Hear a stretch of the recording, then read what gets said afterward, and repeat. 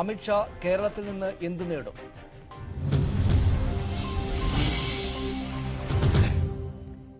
കേരളത്തിൽ വിജയിച്ചാലേ തൃപ്തിയാകൂ എന്ന് BJP ദേശീയ അധ്യക്ഷൻ അമിത്ഷാ. മറ്റ് എവിടെ ജയിച്ചാലും കേരളത്തിലെ വിജയമാണ് ഏറ്റവും അനിവാര്യം.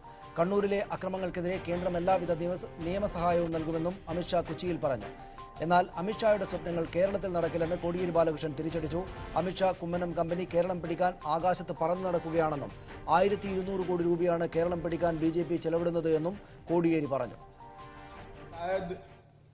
मीडिया के लोगों को और अपने कार्यकर्ताओं को भी अतिशयोक्ति लगती होगी, मगर मैं ये 1200 लोग जो भारतीय जनता पार्टी के जनप्रतिनिधि बैठे हैं उनमें ही केरल में भारतीय जनता पार्टी की सरकार का बीज देखता हूं. यहीं से एक वटवृक्ष खड़ा होने वाला है. ജനങ്ങളെ സ്വാധീനിക്കാനാണ് അവർ ഉദ്ദേശിക്കുന്നത്. അതിനുവേണ്ടി ഇപ്പോൾ അവർ പാർലമെന്റിൽ ഒരു നിയമം ഉണ്ടാക്കിയിരിക്കുകയാണ്. ആ നിയമപ്രകാരം വൻകിട കമ്പനികൾക്ക് അവരുടെ ലാഭവിഹിതത്തിന്റെ 7% വരെ രാഷ്ട്രീയ പാർട്ടികൾക്ക് സംഭാവന കൊടുക്കാം. ഈ കോർപ്പറേറ്റുകളുടെ സംഭാവനയാണ് കേരളത്തിലേക്ക് RSSകാർ ഒഴുക്കുന്ന 1200 കോടി രൂപ. ഭരണകക്ഷിക്കാണ് ഈ പണം മുഴുവൻ കൊടുക്കുക. ഈ കോർപ്പറേറ്റുകൾ രാഷ്ട്രീയ പാർട്ടികൾക്ക് പണം കൊടുത്താൽ അതിന് കണക്ക് പറയേണ്ടതില്ല എന്നാണ് പാർലമെന്റ് പാസാക്കിയിരിക്കുന്നത്. പക്ഷെ CPIM-ന് ഈ കോർപ്പറേറ്റുകളുടെ പണം CPIM-ന് ആവശ്യമില്ല എന്ന് പാർട്ടി പരസ്യമായി പ്രഖ്യാപിച്ചിരിക്കുകയാണ്. ഘടകകക്ഷികളുടെ പ്രശ്നങ്ങളിൽ പരിഹാരമുണ്ടാക്കാമെന്ന് BJP ദേശീയ അധ്യക്ഷൻ അമിത്ഷാ. കേരള സന്ദർശനത്തിനെത്തിയ അദ്ദേഹം NDA നേതാക്കളുമായും ക്രൈസ്തവ മതമേലധ്യക്ഷന്മാരുമായും കൂടിക്കാഴ്ച നടത്തി. ബീഫ് വിഷയത്തിൽ കേരളത്തിലെ ജനങ്ങളുടെ തെറ്റിദ്ധാരണ മാറ്റണമെന്നും അമിത്ഷാ ആവശ്യപ്പെട്ടു. രാവിലെ 10:40 നെടുമ്പാശ്ശേരിയിലെത്തിയ അമിത്ഷായ്ക്ക് ഇന്ന് തിരക്കിട്ട രാഷ്ട്രീയ ചർച്ചകളുടെ ദിവസമായിരുന്നു. BJP കോർ കമ്മിറ്റി യോഗം, NDA യോഗം, ക്രൈസ്തവ സഭാ മേലധ്യക്ഷന്മാരുമായുള്ള കൂടിക്കാഴ്ച, BJP ജനപ്രതിനിധികളുടെ സമ്മേളനം എന്നിവയിലാണ് അമിത്ഷാ പങ്കെടുത്തത്. NDA രൂപീകരണ സമയത്തുള്ള വാഗ്ദാനങ്ങൾ BJP നേതൃത്വം പാലിക്കാത്തതിലുള്ള അതൃപ്തി യോഗത്തിലുയർന്നു. സ്ഥാനമാനങ്ങൾ ചോദിച്ച് പിന്നാലെ നടക്കാനാവില്ലെന്ന മുന്നറിയിപ്പ് നൽകിയത് ആദിവാസി ഗോത്രമഹാസഭാ നേതാവ് CK ജാനുവാണ്. PC തോമസും ഇക്കാര്യം അമിത്ഷായോട് സൂചിപ്പിച്ചു. കേന്ദ്രമായി ബന്ധപ്പെട്ടുള്ള സകല കാര്യങ്ങൾക്കും അടിയന്തരമായിട്ടുള്ള നടപടികൾ സ്വീകരിക്കുന്നതാണ് എന്ന് സൂചിപ്പിച്ചുകൊണ്ടാണ് അദ്ദേഹം സംസാരിച്ചത്. കേരളത്തിൽ നിന്ന് ഘടകകക്ഷികൾക്ക് ലഭിക്കേണ്ട ആനുകൂല്യങ്ങൾ ഉടൻ ലഭിക്കുമെന്ന് അമിത്ഷാ പിന്നീട് ഉറപ്പ് നൽകി. എന്നാൽ കേരളത്തിലെ NDA പ്രവർത്തനത്തിലുള്ള അതൃപ്തി അമിത്ഷാ നേതാക്കളെ അറിയിച്ചു. ബീഫ് രാജ്യത്ത് നിരോധിച്ചിട്ടില്ല. ഇക്കാര്യത്തിൽ ജനങ്ങളുടെ ആശങ്കകൾ പരിഹരിക്കണമെന്നും അമിത്ഷാ ആവശ്യപ്പെട്ടു. അടുത്ത ലോക്സഭാ തെരഞ്ഞെടുപ്പിൽ NDA അക്കൗണ്ട് തുറക്കണമെന്ന് കോർ കമ്മിറ്റി യോഗത്തിൽ അമിത്ഷാ ആവശ്യപ്പെട്ടു.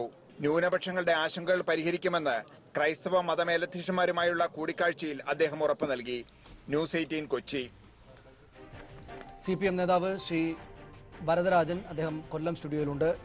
BJP സഹയാത്രികനായ രാഷ്ട്രീയ നിരീക്ഷകൻ ശ്രീ KVS ഹരിദാസ് കൊച്ചി സ്റ്റുഡിയോയിൽ, ശ്രീ രാജ്മോഹൻ ഉണ്ണിത്താൻ കോൺഗ്രസ് നേതാവ് തിരുവനന്തപുരത്ത്, CK ജാനു ടെലിഫോണിലും ഈ ചർച്ചയിൽ ചേരും. ആദ്യം ശ്രീ വരദരാജൻ, കേരളത്തിലെ വിജയമാണ് മറ്റെല്ലായിടത്തെക്കാളും പ്രധാനം എന്ന് ഇന്ന് ആദ്യ ദിവസം 3 ദിവസ സന്ദർശനത്തിൽ ആദ്യ ദിവസം തന്നെ അദ്ദേഹം അമിത്ഷാ വ്യക്തമാക്കിയിരിക്കുന്നു. അതിനുവേണ്ടി ഏത് വിധത്തിലുള്ള രാഷ്ട്രീയമായിട്ടുള്ള നീക്കങ്ങൾ നടത്താനും തയ്യാറാകുകയും ചെയ്യും എന്ന നിലപാടാണ് അവർക്കുള്ളത്.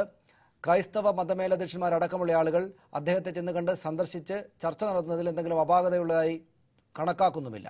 അത്തരത്തിൽ രാഷ്ട്രീയമായിട്ടുള്ള നീക്കങ്ങൾ നടക്കുകയാണ്. അമിത്ഷായുടെ സ്വപ്നം നടക്കാതിരിക്കും എന്ന് നിങ്ങൾ പ്രതീക്ഷിക്കുന്നത് എന്ത് കാരണം കൊണ്ടാണ്?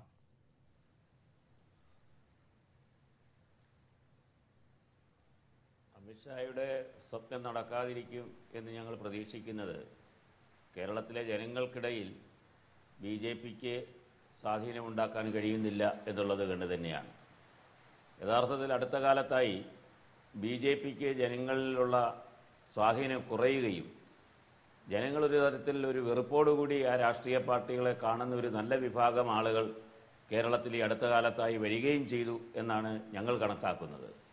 കേന്ദ്ര ഗവൺമെൻറ്റിൻ്റെ പല തീരുമാനങ്ങളും, ഏറ്റവും അവസാനമായി ബീഫ് നിരോധിച്ചിട്ടില്ല എന്ന് പറയുമ്പോഴും കന്നുകാലികളുടെ ക്രയവിക്രയത്തെ സംബന്ധിച്ചെല്ലാം എടുത്ത തീരുമാനങ്ങളും അതുമായി ബന്ധപ്പെട്ട് BJPയും RSSകാരും വിശ്വ ഹിന്ദു പരിഷത്തുകാരുമെല്ലാം നടത്തിക്കൊണ്ടിരിക്കുന്ന കയ്യേറ്റങ്ങളുമെല്ലാം നാട്ടിലെ ജനങ്ങൾക്കിടയിൽ അവരെക്കുറിച്ചുണ്ടായിരുന്ന അല്പമാത്രമായ വിശ്വാസമെങ്കിലും ഇപ്പോൾ ഇല്ലാതായി തികച്ചും ജനാധിപത്യ വിരുദ്ധമായി പ്രവർത്തിക്കുന്ന ഒരു പ്രസ്ഥാനമെന്നുള്ള നിലയിൽ അതിനെ ഇന്ന് ജനങ്ങൾ നോക്കിക്കാണുന്നത് കൊണ്ട് തന്നെ യാതൊരു തരത്തിലുള്ള സ്വാധീനങ്ങളും വർദ്ധിപ്പിക്കാൻ ഇന്നുള്ളതിനേക്കാൾ വർദ്ധിപ്പിക്കാൻ BJPക്ക് അല്ലെങ്കിൽ അവരുടെ കൂടെ നിൽക്കുന്ന NDA ഘടകകക്ഷികൾക്കോ കഴിയും എന്ന് ഞങ്ങൾക്ക് തോന്നുന്നില്ല.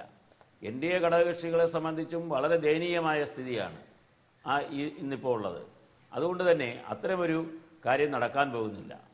മതമേലധ്യക്ഷന്മാരുമായി നടത്തിയിട്ടുള്ള ചർച്ച, മതമേലധ്യക്ഷന്മാർ പറഞ്ഞിട്ടുള്ളത് ഞങ്ങൾ രാഷ്ട്രീയ കാര്യങ്ങൾ ചർച്ച ചെയ്തിട്ടില്ല എന്നാണ്. പക്ഷേ രാഷ്ട്രീയ കാര്യങ്ങൾ ചർച്ച ചെയ്തിട്ടില്ല എന്നവർ പറയുമ്പോഴും ഒരു രാഷ്ട്രീയ പാർട്ടിയുടെ നേതാവിനെയാണ്, ഒരു അഖിലേന്ത്യാ പ്രസിഡന്റിനെയാണ് അവർ കാണാൻ പോയത്.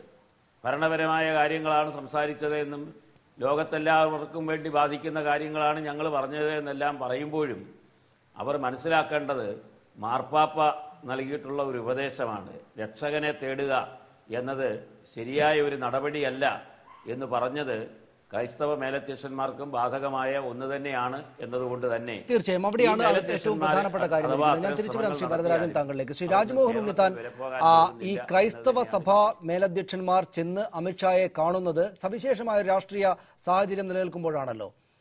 ഈ പറയുന്ന കശാപ്പ് നിയന്ത്രണം, ബീഫ് നിരോധനം പോലെയാണ്.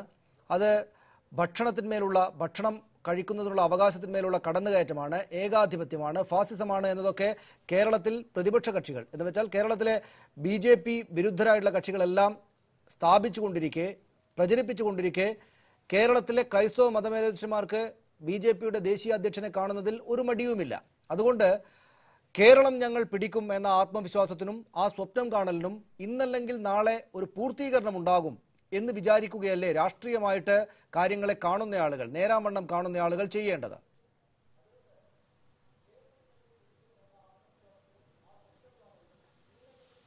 അല്ല, BJP ഇന്ന് ഇന്ത്യ ഭരിക്കുന്ന രാഷ്ട്രീയ പ്രസ്ഥാനമാണ്. ഇന്ത്യയിലെ പല സംസ്ഥാനങ്ങളിലും ജാതീയമായ ധ്രുവീകരണവും വർഗീയമായ ധ്രുവീകരണവും ഉണ്ടാക്കിയിട്ടാണ് അവർ അധികാരത്തിൽ വന്നിരിക്കുന്നത്. അപ്പോൾ സ്വാഭാവികമായി അതിൻ്റെ ഒരു അപ്പോസ്തലനാണ് ശ്രീ അമിത്ഷാ എന്നുള്ള കാര്യം എല്ലാവർക്കും അറിയാം. അദ്ദേഹം സ്വാഭാവികമായിട്ട് കേരളത്തിലും വന്ന് അത്തരമൊരു ജാതീയമായ ധ്രുവീകരണത്തെക്കുറിച്ചും വർഗീയമായ ധ്രുവീകരണത്തെക്കുറിച്ചുമാണ് ഇപ്പോൾ ആലോചിച്ചുകൊണ്ടിരിക്കുന്നത്. അതിൻ്റെ ഭാഗമായിട്ടാണ് അദ്ദേഹത്തിൻ്റെ കൂടിക്കാഴ്ചകളൊക്കെ എന്ന് നാം വിലയിരുത്തേണ്ടതായിട്ടുണ്ട്. പക്ഷേ ഇന്ത്യയിലെ മറ്റു സംസ്ഥാനങ്ങളിൽ നിന്ന് വിഭിന്നമായി, വ്യത്യസ്തമായി കേരളത്തിന് ഒരു മതേതര മനസ്സുണ്ട് എന്നുള്ള യാഥാർത്ഥ്യം അദ്ദേഹത്തിന് അറിയില്ല. കാരണം ഇവിടെ ഒരമ്മ പെറ്റ മക്കളെ പോലെ, ഏകോദര സഹോദരങ്ങളെ പോലെയാണ് കേരളത്തിലെ ജനങ്ങൾ ജീവിക്കുന്നത്. ഹിന്ദുവെന്നോ മുസ്ലിമെന്നോ ക്രിസ്ത്യാനിയെന്നോ മറ്റേതെങ്കിലും ഭാഗമെന്നോ ഉള്ള യാതൊരു വിധമായ ചിന്തയും കൂടാതെ ജനങ്ങൾ ഒറ്റക്കെട്ടായി ജീവിക്കുന്ന ഈ സംസ്ഥാനത്ത് നമുക്കറിയാം 3 വർഷമായി നരേന്ദ്രമോദി അമിത്ഷാ കൂട്ടുകെട്ട് ഇന്ത്യ ഭരിക്കുന്നു, പാർട്ടിക്ക് നേതൃത്വം കൊടുക്കുന്നു, ഒക്കെ ശരിയാണ്. എന്ത് ഗുണമാണ് ഈ കേരള സംസ്ഥാനത്തിന് ഈ 3 വർഷത്തെ ഭരണം കൊണ്ടുണ്ടായിട്ടുള്ളത്? ഇപ്പോൾ എത്രയോ വർഷക്കാലമായി തെരഞ്ഞെടുപ്പുകൾ മത്സരിക്കുകയും കെട്ടിവെച്ച കാശ് നഷ്ടപ്പെട്ടുകൊണ്ടിരിക്കുകയും ചെയ്യുന്ന ഒരു പാർട്ടിയാണ് കേരളത്തിൽ BJP. ഈ അടുത്ത കാലത്താണ് ആ BJP ഒരു മുന്നണി ഉണ്ടാക്കിയത്. ആ മുന്നണിയിൽ ആരൊക്കെയാണുള്ളതെന്ന് നമുക്കറിയാം. ആ മുന്നണിയിലെ നേതാക്കന്മാരുടെ ഇന്നത്തെ മനസ്സ് നമുക്കറിയാം. എത്ര കാലമായി അവർക്ക് ഈ അമിത്ഷാ വാക്ക് കൊടുക്കുന്നു, അവരോട് പറഞ്ഞ കാര്യങ്ങൾ പാലിക്കാമെന്ന്. ആ പാലിക്കാമെന്ന് പറഞ്ഞ കാര്യങ്ങൾ വെറും കടലാസ് വാക്കുകളായി മാറിയിരിക്കുന്നു. പക്ഷേ ശ്രീ രാജ്മോഹൻ ഉണ്ണിത്താൻ, ഏതാണ്ട് 10% മാത്രം നിയമസഭാ തെരഞ്ഞെടുപ്പ് കാലത്ത് വോട്ട് ഉണ്ടായിരുന്ന BJP ഇപ്പോൾ 15% വോട്ട് അവരുടെ കൈവശമുണ്ട് എന്നത് മറക്കരുത്. 10% നിന്ന് 15%ത്തിലേക്ക് ഏറ്റവും താഴെ കിടന്നിരുന്നത് വളരെ പതുക്കെയാണെങ്കിലും ഈ കേരളത്തിൽ വോട്ട് കൂടുതലായിട്ട് പിടിക്കാൻ അവർക്ക് സാധിച്ചിട്ടുണ്ട്. അതോടൊപ്പം നരേന്ദ്രമോദിയുടെ ഇമേജ് ഉണ്ട്. ഇപ്പോൾ ഇതാ ക്രൈസ്തവ സഭയുടെ ആളുകൾ ഒരു കേർട്ടസി അങ്ങോട്ട് നൽകുകയും ചെയ്തിരിക്കുന്നു. ആ അർത്ഥത്തിൽ നമ്മൾ ഈ പഴയ പോലെ, പണ്ടൊക്കെ നിങ്ങൾ കോൺഗ്രസും CPMകാരും പറഞ്ഞതുപോലെയുള്ള ഒരു അകൽച്ച BJPയോടില്ല എന്നത് സുവ്യക്തമല്ലേ?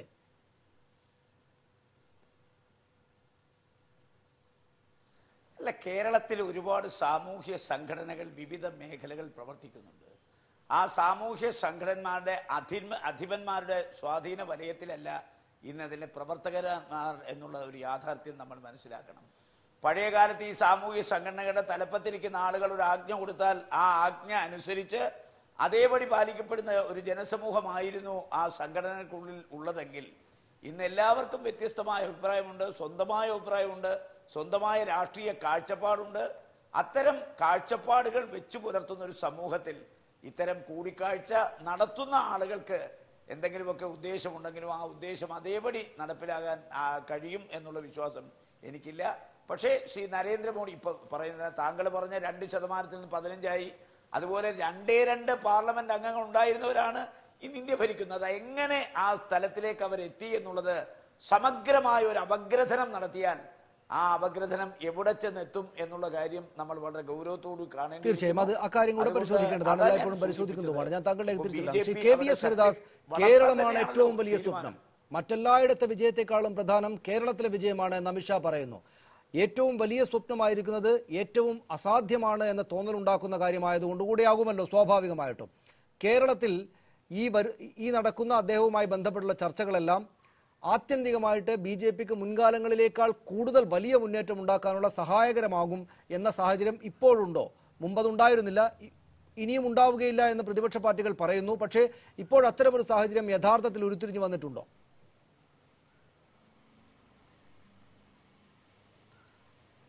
സനീഷെ, ഈ അമിത്ഷായുടെ കേരള പര്യടനം നിങ്ങൾ വാർത്തകളിൽ തന്നെ സൂചിപ്പിച്ചതുപോലെ അഖിലേന്ത്യാ തലത്തിൽ അദ്ദേഹം നിശ്ചയിച്ച ഒരു പരിപാടിയുടെ ഭാഗമായിട്ടാണ്. ഇന്ത്യയിലെ എല്ലാ സംസ്ഥാനങ്ങളിലും കേന്ദ്രഭരണ പ്രദേശങ്ങളിലും അദ്ദേഹം പോകുന്നു. 2019 ലോക്സഭാ തെരഞ്ഞെടുപ്പിനുള്ള തയ്യാറെടുപ്പുകൾ, അതിനുള്ള സംഘടനാ സംവിധാനം, അതിനെക്കുറിച്ച് വിശകലനം ചെയ്യാൻ, പോരായ്മകൾ പരിഹരിക്കാൻ, അതിനുള്ള നിർദ്ദേശങ്ങൾ നൽകാൻ, അതാണ് അദ്ദേഹത്തിൻ്റെ സന്ദർശനത്തിൻ്റെ ഉദ്ദേശം. ഈ യാത്രക്കിടയിൽ അദ്ദേഹം സമൂഹത്തിലെ വിവിധ വിഭാഗങ്ങളിൽപ്പെട്ടവരുമായിട്ട് സമ്പർക്കം നടത്തുന്നു, അവരുമായിട്ട് ആശയവിനിമയം നടത്തുന്നു. ഈ കഴിഞ്ഞ ദിവസം ഡൽഹിയിൽ ഗവൺമെൻറ്റിൻ്റെ 3ാം വാർഷികത്തോടനുബന്ധിച്ച് പത്രാധിപന്മാരുടെ ഒരു യോഗം വിളിച്ചിരുന്നു. കേരളത്തിൽ നിന്നുള്ള ചില പത്രാധിപന്മാരും പോയിരുന്നു. അവരിൽ ചിലർ ഞാൻ ഈ കഴിഞ്ഞ ദിവസം സംസാരിക്കുമ്പോൾ പറഞ്ഞു, കേരളത്തിലെ BJP നേരിടുന്ന പ്രധാനപ്പെട്ട പ്രശ്നങ്ങളെക്കുറിച്ച്, അല്ലെങ്കിൽ അവർക്ക് മുന്നേറുന്നതിനുള്ള പ്രയാസങ്ങളെക്കുറിച്ച്, അവരുടെ അഡ്വാൻറ്റേജസ് ആൻഡ് ഡിസഡ്വാൻറ്റേജസ്, ഇതൊക്കെ സംബന്ധിച്ച് അദ്ദേഹം ചർച്ച നടത്തിയെന്നാണ് പറയുന്നത്. എന്തെല്ലാമാണ് പ്രശ്നങ്ങൾ, എന്തൊക്കെയാണ് പരിഹാരങ്ങൾ. അപ്പോൾ അദ്ദേഹം യാത്ര ചെയ്യുന്നതിനോട് ഒപ്പം തന്നെ BJPക്ക് മുന്നേറാൻ വേണ്ടുന്ന എന്തൊക്കെയുള്ള മാർഗങ്ങൾ എന്താണെന്ന് ആരായാനുള്ള ശ്രമങ്ങൾ നടത്തുന്നുണ്ട്. ഇപ്പോൾ കേരളത്തിൽ വന്നു, ക്രിസ്തീയ സഭാ നേതാക്കന്മാരുമായിട്ട് അദ്ദേഹം ചർച്ച നടത്തി. ഇതാദ്യമായിട്ടല്ല, മുമ്പ് പ്രധാനമന്ത്രിയെ കാണാൻ വേണ്ടിയിട്ട് ഈ കർദിനാൾമാരൊക്കെ തന്നെ ഡൽഹിയിൽ പോയിട്ടുണ്ട്, മുസ്ലിം മത നേതാക്കന്മാർ പോയിട്ടുണ്ട്.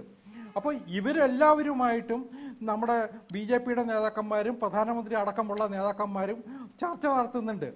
അപ്പോൾ ഇതിലൊക്കെ കൂടി ഒരു സന്ദേശം ജനങ്ങളിലേക്ക് എത്തിക്കാൻ BJPക്ക് കഴിയുന്നു എന്നുള്ളതാണ് ഏറ്റവും പ്രധാനം. ഒരു നിമിഷം ഞാൻ തിരിച്ചു വരാം ശ്രീ KVS ഹരിദാസ്, ഞാൻ താങ്കളിലേക്ക് തിരിച്ചു വരാം. ഫാദർ ജിമ്മി പൂച്ചക്കാട്ടിൽ, സീറോ മലബാർ സഭ വക്താവ്, അദ്ദേഹം ടെലിഫോൺ ലൈനുണ്ട്. ഫാദർ ജിമ്മി പൂച്ചക്കാട്ടിൽ, എന്താണ് ചർച്ച നടത്തിയത്? രാഷ്ട്രീയമായിട്ടൊന്നും ചർച്ച ചെയ്തിട്ടില്ല എന്ന് പറഞ്ഞാൽ എങ്ങനെയാണ് വിശ്വസിക്കാനാവുക? അവർ രാഷ്ട്രീയ ലക്ഷ്യങ്ങളോട് കൂടിയിട്ടാണല്ലോ അമിത്ഷാ നാട്ടിലേക്ക് വന്നിരിക്കുന്നത്. നിങ്ങളോട് ചർച്ച നടത്തുമ്പോൾ അത്തരം കാര്യങ്ങളൊന്നും തന്നെ ചർച്ചയ്ക്ക് വിഷയമായി വന്നില്ലേ? ഇത്തരം കാര്യങ്ങളൊന്നും ചർച്ചയ്ക്ക് വിഷയമായിട്ട് വന്നില്ല. മറ്റെന്താണ് ഫാദർ ചർച്ച ചെയ്തത് അവിടെ? മറ്റെന്താണ്, ഏത് കാര്യങ്ങളാണ് നിങ്ങളോട് ചോദിച്ചറിഞ്ഞത്? എന്തായിരുന്നു അദ്ദേഹത്തിന് താല്പര്യം? അതിനെപ്പറ്റി അത് കഴിഞ്ഞപ്പോ തന്നെ നമ്മൾ പറഞ്ഞല്ലോ, അതായത് ഇതൊരു കാഷ്വൽ വിസിറ്റ് ആയിട്ട് കാണണമെന്ന ആഗ്രഹം പ്രകടിപ്പിക്കുകയും ഒരു സുഹൃത്ത് സംഭാഷണമായിരുന്നു. നമ്മുടെ ഭാഗത്തുനിന്ന്, പിതാക്കന്മാരുടെ ഭാഗത്തുനിന്ന് കുറച്ച് കാര്യങ്ങൾ ഒരു സാമൂഹ്യ വിഷയങ്ങളുമായിട്ട് ബന്ധപ്പെട്ടും ടോം ഉഴുന്നാലച്ഛന്റെ കാര്യവുമായിട്ട് ബന്ധപ്പെട്ടുള്ള ചില കാര്യങ്ങൾ പറഞ്ഞു. അതിലൊക്കെ പുള്ളി ഒരു ഗവൺമെന്റ്, ഇന്ന് ഭരിക്കുന്ന ഗവൺമെന്റിന്റെ പാർട്ടി എന്നുള്ള നിലയിൽ ചെയ്യാവുന്ന കാര്യങ്ങളൊക്കെ ചെയ്യാമെന്ന് പറയുകയും ചെയ്തു. ഫാദർ ജിമ്മി, ഈ നാട്ടിലെ ഏറ്റവും പ്രധാനപ്പെട്ട സാമൂഹ്യ വിഷയങ്ങളിൽ ഒന്ന് ഇപ്പോൾ ഈ കശാപ്പ് നിയന്ത്രണവുമായി ബന്ധപ്പെട്ട വിഷയമാണല്ലോ. അക്കാര്യത്തെക്കുറിച്ച് അദ്ദേഹത്തോട് നേരിട്ട് സംസാരിച്ചുവോ? ഇല്ല, കാര്യത്തെപ്പറ്റി സംഭാഷണം ഉണ്ടായില്ല. വളരെ വളരെ മോശം കാര്യമല്ലേ ഫാദർ ജിമ്മി അത്? നാട്ടിൽ ഇത്രമാത്രം വലിയൊരു സാമൂഹ്യ പ്രശ്നം ഉണ്ടാകുമ്പോൾ അതേക്കുറിച്ച് രാജ്യം ഭരിക്കുന്ന പാർട്ടിയുടെ നേതാവ് വരുമ്പോൾ, സാമൂഹ്യ വിഷയങ്ങൾ ചർച്ച ചെയ്യാനാണ് വരുന്നത് എന്ന് പറഞ്ഞ് വരുമ്പോൾ അക്കാര്യത്തെക്കുറിച്ച് ഒന്നും പറയാതിരിക്കുക എന്നത് മോശമല്ലേ? അതിനെപ്പറ്റിയല്ല, ഞാൻ അവിടെ നടന്ന സംഭവമാണ് പറഞ്ഞത്. അതിനെപ്പറ്റി ചർച്ചയൊന്നും നടന്നിട്ടില്ല. അല്ല, ഞാൻ ചോദിക്കുന്ന അക്കാര്യം ചോദിക്കുക, അക്കാര്യം പറയുക എന്നത് കൂടെ നിങ്ങളുടെ എന്തുകൊണ്ടാണ് അത് പറയേണ്ടതില്ല എന്ന് തോന്നിയത്? അല്ല, അവിടെ ചർച്ച നടത്തുന്ന പിതാക്കന്മാരുടെ ആ ഒരാളുമായിട്ട് സംസാരിച്ചു വരുമ്പോ വരുന്ന വിഷയങ്ങളുമായിട്ട് ബന്ധപ്പെട്ടാണല്ലോ സംസാരങ്ങൾ വരുന്നത്. ശരി, ഫാദർ ജിമ്മി, ഈ പറയുന്ന അവർ വരുന്നത് സ്വാഭാവികമായിട്ടും പിതാക്കന്മാർക്ക് അല്ലെങ്കിൽ സഭാ നേതൃത്വത്തിന് ഇക്കാര്യത്തിൽ രാഷ്ട്രീയമായിട്ടുള്ള താല്പര്യങ്ങളൊന്നുമില്ല. രാജ്യം ഭരിക്കുന്ന പാർട്ടിയുടെ ഏറ്റവും പ്രധാനപ്പെട്ട നേതാവ് നാട്ടിൽ വരുന്നു, ഞങ്ങളെ കാണണമെന്ന് ആഗ്രഹിക്കുന്നു, നമ്മൾ ചെന്ന് സംസാരിക്കുന്നു, നമ്മുടെ കാര്യങ്ങൾ പറയുന്നു, തിരിച്ചു പോരുന്നു. പക്ഷേ അദ്ദേഹം വരുന്നത് രാഷ്ട്രീയമായിട്ടുള്ള താല്പര്യങ്ങൾ വെച്ചുകൊണ്ടാണ്. അത് അദ്ദേഹം പറയുകയും ചെയ്തിട്ടുണ്ട്. ഭാരത പര്യടനത്തിന്റെ ഭാഗമായിട്ടാണ്, കേരളത്തിൽ ഞങ്ങൾക്ക് ഏറ്റവും പ്രധാനമാണ് വിജയമുണ്ടാവുക എന്നതൊക്കെ. അതുകൊണ്ട് സ്വാഭാവികമായിട്ടും അദ്ദേഹം വരുന്നത് അദ്ദേഹത്തിന്റെ പാർട്ടിയുടെ രാഷ്ട്രീയ താല്പര്യം വെച്ചുകൊണ്ടാണ്. ആ രാഷ്ട്രീയ താല്പര്യം സംബന്ധിച്ചുള്ള സൂചനകൾ നിങ്ങളോട് പങ്കുവെച്ചു അദ്ദേഹം? അങ്ങനെ പങ്കുവയ്ക്കേണ്ടായില്ല. എനിക്ക് തോന്നുന്നു രാഷ്ട്രീയം ആയിട്ട് എന്തെങ്കിലും പറഞ്ഞുവെന്ന് പറയാമെങ്കിൽ തന്നെ അത് അവസാനം പത്രക്കാരുമായിട്ട് അവിടെ BJP-യുടെ നേതാക്കന്മാർ പങ്കുവച്ചതാണ്. അതായത് ഇവിടെയുള്ള ഗവൺമെന്റ് ഭാരതത്തിലെ എല്ലാവരുടെയും സുസ്ഥിതിക്ക് വേണ്ടി പ്രവർത്തിക്കും എന്ന കാര്യത്തിൽ ഉറപ്പാണ് എന്നുള്ള രീതിയിലുള്ള ഒരു സംസാരം. വേണമെങ്കിൽ രാഷ്ട്രീയമായിട്ടെന്നോ അങ്ങനെ പറയാമെങ്കിൽ അങ്ങനെ അത് മാത്രമാണ് അവർ പറഞ്ഞത്. ഫാദർ ജിമ്മി, സ്വാഭാവികമായിട്ടും കേരളത്തിലെ ക്രൈസ്തവ സഭാ നേതൃത്വവുമായിട്ട് അദ്ദേഹം സംസാരിക്കാൻ വരുമ്പോൾ അതിന് പിന്നിൽ രാഷ്ട്രീയമായിട്ട് നേട്ടങ്ങൾ ഉണ്ടാക്കുക എന്ന ആഗ്രഹമുണ്ട്. അത് വളരെ വ്യക്തമാണ്, അദ്ദേഹം പറയുന്നതുമാണ്. അങ്ങനെ രാഷ്ട്രീയമായിട്ട് BJP-ക്ക് അനുകൂലമായിട്ട് നിൽക്കാം എന്ന തോന്നലുണ്ടാക്കുന്നത്രയ്ക്ക് സൗഹൃദപരമായിട്ടുള്ള ചർച്ചയായിരുന്നോ അത്? വ്യക്തിപരമായി പറയുമ്പോ ചർച്ചകൾ വളരെ സൗഹൃദപരം തന്നെയായിരുന്നു. അതിനകത്ത് മറ്റ് പൊളിറ്റിക്കൽ അജണ്ട ഇപ്പൊ വരുന്നവർക്ക് പൊളിറ്റിക്കൽ അജണ്ട ഉണ്ടോ ഇല്ലയോ എന്നൊന്നും നമുക്കിപ്പോ സൂക്ഷ്മമായിട്ട് നിരീക്ഷണം നടത്താനായിട്ട് സാധിക്കില്ല. പക്ഷെ സന്ദർശനം അതിൽ തന്നെ വളരെ വ്യക്തിപരമായ ഒരു സൗഹൃദപരമായ ഒരു സംഭാഷണത്തിലാണ് അവസാനിച്ചത്. ഞാൻ തിരിച്ചു വരാം ഫാദർ ജിമ്മി, അല്പം സമയം കൂടെ ഞാൻ താങ്കളുടെ ടെലിഫോണിൽ പ്രതീക്ഷിക്കുന്നു. ശ്രീ രാജ്മോഹൻ ഉണ്ണിത്താൻ, ആ സഭാ നേതൃത്വത്തിന് അല്ലെങ്കിൽ പിതാക്കന്മാർക്ക് BJP-യുടെ രാഷ്ട്രീയവുമായിട്ട് ചേരുക, BJP-യെ രാഷ്ട്രീയമായിട്ട് സഹായിക്കുക എന്ന ലക്ഷ്യങ്ങളൊന്നും ഉണ്ടായിരിക്കണമെന്നില്ല, ഇല്ല. പക്ഷേ കേരളത്തിൽ ന്യൂനപക്ഷങ്ങൾ, അതിപ്പോൾ മുസ്ലിം ന്യൂനപക്ഷത്തെ അടുപ്പിക്കുക എന്നത് ബുദ്ധിമുട്ടാണ് BJP-ക്ക് എന്നൊരു തോന്നൽ അവർക്ക് തന്നെ ഉണ്ടാകും.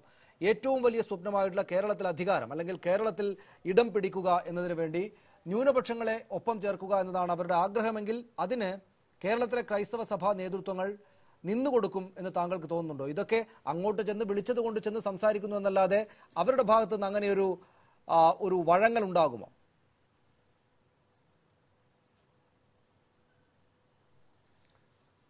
സനൂഷേ, കേരളത്തിലെ വിദ്യാഭ്യാസ രംഗത്തും അതുപോലെ തന്നെ ആരോഗ്യ മേഖലയിലും സമഗ്രമായ സംഭാവനകൾ നടത്തുന്ന ക്രൈസ്തവ വിഭാഗം നമുക്കറിയാം. അവർ എത്രയോ ഹോസ്പിറ്റലുകൾ നടത്തുന്നു, എത്രയോ മെഡിക്കൽ കോളേജുകൾ നടത്തുന്നു, എത്രയോ ആർട്സ് ആൻഡ് സയൻസ് കോളേജുകൾ നടത്തുന്നു. അപ്പോൾ ഇന്ത്യ ഭരിക്കുന്ന ഒരു രാഷ്ട്രീയ പാർട്ടിയുടെ പ്രസിഡന്റാണ് ശ്രീ അമിത്ഷാ. അപ്പോൾ സ്വാഭാവികമായി കേന്ദ്ര ഗവൺമെന്റുമായി ബന്ധപ്പെട്ട ഒരുപാട് വിഷയങ്ങൾ ഇത്തരം സഭകളിൽ പ്രവർത്തിക്കുന്ന ആളുകൾക്ക് വരുന്നുണ്ട്. അപ്പോൾ അവരങ്ങോട്ട് ആഗ്രഹം പ്രകടിപ്പിച്ച് പല കാര്യങ്ങൾക്കും ചെന്ന് കാണേണ്ട സന്ദർഭങ്ങൾ ഉണ്ടായിട്ടുണ്ട്.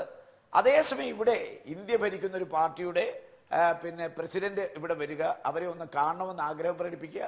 അപ്പോൾ സ്വാഭാവികമായി ഇതിനൊരു കേഴ്സി വിസിറ്റായിട്ട് മാത്രമേ സഭ കാണുന്നുള്ളെങ്കിലും ഇതിനകത്തൊരു ഹിഡൻ അജണ്ട ഉണ്ട് എന്നുള്ളത് രാഷ്ട്രീയത്തിന്റെ ബാലപാഠം അറിയാവുന്ന എല്ലാവർക്കും അറിയാം. ഒന്നിൽ തുടങ്ങി മറ്റൊന്നിൽ അവസാനിപ്പിക്കുക എന്നുള്ളതാണ് ആ അജണ്ട എന്ന് പറയുന്നത്. അപ്പോൾ ഇവിടെ ഇപ്പോൾ ആദ്യമായി ഒരു സൗഹൃദ സംഭാഷണം, ഒരു ചായ കുടിച്ച് പിരിയുക, അവിടെ നിന്ന് അങ്ങോട്ട് ആരംഭിക്കുന്ന ഒരു ബന്ധം അമിത്ഷാ ഉദ്ദേശിക്കുന്നിടത്ത് കൊണ്ട് കെട്ടുക എന്നുള്ളതാണ്. ഒരുപക്ഷെ ഇന്ന് അമിത്ഷായെ കാണാൻ പോയ ആ പിതാക്കന്മാർക്ക് അല്ലെങ്കിൽ ഈ സഭ മേലധ്യക്ഷന്മാർക്ക് അവരുടെ മനസ്സിൽ കളങ്കരഹിതമായിട്ടായിരിക്കും അവർ കണ്ടതെങ്കിലും സ്വാഭാവികമായ അമിത്ഷായ്ക്ക് അങ്ങനെയല്ല. അമിത്ഷാ ഇന്ന് കേരളത്തിലെ ക്രിസ്തീയ സഭകളെ അല്ലെങ്കിൽ ആ ക്രൈസ്തവ വോട്ടുകളെ തന്നോടൊപ്പം തന്റെ പാർട്ടിയോടൊപ്പം തന്റെ മുന്നണിയോടൊപ്പം നിർത്താനുള്ള ഒരു ഭഗീരഥ പ്രയത്നത്തിന്റെ തുടക്കമാണ് ഇട്ടിരിക്കുന്നത്. പക്ഷെ അത് എത്ര കണ്ട് വിജയിക്കുമെന്ന് നമുക്ക് കേരളമായതുകൊണ്ട് പറയാൻ ബുദ്ധിമുട്ടുണ്ട്. കാരണം കേരളത്തിൽ അത് വിജയിക്കാനുള്ള സാധ്യത വളരെ കുറവാണെന്നാണ് എനിക്ക് തോന്നുന്നത്. മറ്റു പല വടക്കേ ഇന്ത്യൻ സംസ്ഥാനങ്ങളിലും അതുപോലെ തന്നെ ഗോവ അടക്കമുള്ള സ്ഥലങ്ങളിലുമൊക്കെ പരീക്ഷിച്ച് വിജയം കണ്ട ആ ഒരു പ്രക്രിയ കേരളത്തിൽ വിജയപൂർണ്ണമാകുമെന്ന് തറപ്പിച്ചു പറയാൻ ആരെക്കൊണ്ടും സാധ്യമല്ല. കാണാനാണ് കേരളമായതുകൊണ്ട് ഒരു പ്രവചനങ്ങളെ അസാധ്യമാക്കുന്ന ഒരു സംഗതി ഇപ്പോഴും അവിടെയുണ്ട്. പക്ഷേ ശ്രീ വരദരാജൻ, അമിത്ഷാ ആണ് രാജ്യം കണ്ട ഏറ്റവും രാഷ്ട്രീയ ബുദ്ധിയുള്ള നേതാവാണ് അദ്ദേഹം എന്ന് രാജ്യത്തെ വലിയ മാധ്യമങ്ങളടക്കം അല്ലെങ്കിൽ രാഷ്ട്രീയ നിരീക്ഷകരടക്കം വാഴ്ത്തുന്നുണ്ട്. അത് അദ്ദേഹത്തിന്റെ പ്രവൃത്തിയിലൂടെ തെളിയിക്കുകയും ചെയ്തതാണ്. പലയിടങ്ങളിലും ഈ ഒടുവിൽ നടന്ന ഉത്തർപ്രദേശിലെ തെരഞ്ഞെടുപ്പിലടക്കം അദ്ദേഹത്തിന്റെ രാഷ്ട്രീയ തന്ത്രജ്ഞതയാണ് ഈ സോഷ്യൽ എഞ്ചിനീയറിംഗ് എന്നൊക്കെ വിളിക്കാവുന്ന തരത്തിലുള്ള അദ്ദേഹത്തിന്റെ പ്രവർത്തന ശൈലിയാണ് ഈ വിജയമുണ്ടാക്കി കൊടുത്തത്. അസാധ്യമെന്ന് കരുതുന്നിടങ്ങളിലെല്ലാം കാര്യങ്ങളെ സാധ്യമാക്കുന്ന ഒരു രാഷ്ട്രീയ തന്ത്രജ്ഞത ഉള്ളയാളാണ് അമിത്ഷാ എന്ന് പലതരത്തിൽ പല ആളുകൾ പറയുന്നുണ്ട്. അദ്ദേഹമാണ് കേരളത്തിൽ വന്നിരിക്കുന്നത്. അദ്ദേഹം ഈ പറയുന്നത് പോലെ ക്രൈസ്തവ സഭാപിതാക്കൾക്ക് വളരെ സൗഹൃദപൂർണ്ണമായിട്ടുള്ള ഒരു സാധാരണ കൂടിക്കാഴ്ച, ബീഫ് വിഷയം പോലും മുന്നോട്ട് വെക്കാൻ തോന്നാത്ത തരത്തിലുള്ള ഒരു സൗഹൃദമുള്ളൊരു കൂടിക്കാഴ്ച എന്ന് വളരെ നിഷ്കളങ്കമായിട്ട് ആലോചിക്കുമ്പോൾ തന്നെയും എൻ്റെ രാഷ്ട്രീയത്തിന് എന്താണ് വേണ്ടത് എന്നത് നേരത്തെ കണക്കുകൂട്ടി 3 ദിവസത്തിൻ്റെ മണിക്കൂറുകളെ മിനിറ്റുകളായി വിഭജിച്ച് അവയെ ഓരോ മിനിറ്റിനെയും ഏത് നിലക്ക് ഭാവിയിലേക്കുള്ള വോട്ടുകളാക്കി പിടിച്ചെടുക്കാൻ സാധിക്കും എന്നൊക്കെ കണക്കുകൂട്ടി വന്നിരിക്കുന്ന അതികുശാഗ്ര ബുദ്ധിയായിട്ടുള്ള വളരെ രാഷ്ട്രീയ തന്ത്രജ്ഞതയുള്ള നേതാവിന് മുന്നിലേക്കാണ് ഈ കാര്യങ്ങൾ നടക്കുന്നത്. അതുകൊണ്ട് ഇത്രയും കാലം കേരളത്തിൽ ഇതൊന്നും നടന്നിട്ടില്ല, ഇനിയും നടക്കുകയില്ല എന്ന ശുഭാപ്തി വിശ്വാസം കോൺഗ്രസിനെയും CPM-നെയും ഇനി അങ്ങോട്ടൊരു പക്ഷേ തുണച്ചുകൊള്ളണമെന്നില്ല. ഇതിൽ നിന്ന് തുടങ്ങുന്നത് BJP-യുടെ വലിയ വിജയത്തിലേക്ക് കാര്യങ്ങൾ പോകും എന്ന് വിചാരിക്കുന്ന ആളുകൾ ഈ പറയുന്ന രാഷ്ട്രീയ വിശ്വാസികളായി തന്നെയുമുണ്ട്. അങ്ങനെയല്ലേ ഈ കാര്യത്തിൽ പര്യവസാനം ഉണ്ടാവുക?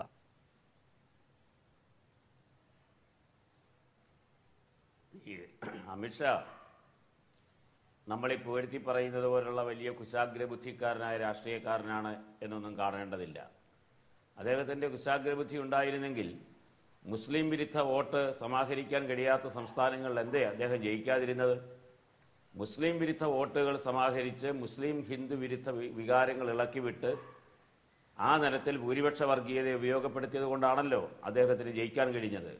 മുസ്ലിം ജനസാമാന്യത്തിൻ്റെ എണ്ണം കുറവുള്ള സംസ്ഥാനങ്ങളിൽ മുസ്ലിം വിരുദ്ധ വികാരം ആളിക്കത്തിക്കാൻ കഴിയാതിരുന്നിടത്ത് എന്തേ ജയിച്ചില്ല?